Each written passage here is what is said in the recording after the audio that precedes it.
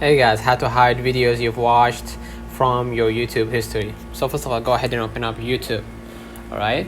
And make sure that you signed in to your account, and then click the library or click your avatar icon right now at the bottom right.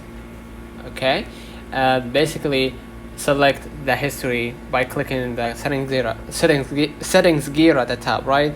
And then you be able to see manage all history. Click on it.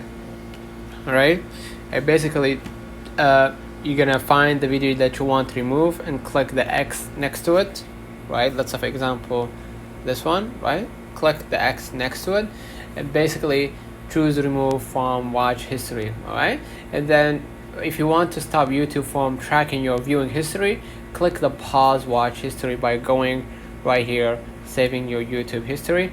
Just shut it down. Alright, so let me know in the comments if this video helped you. Don't forget to like and subscribe, and thank you for watching.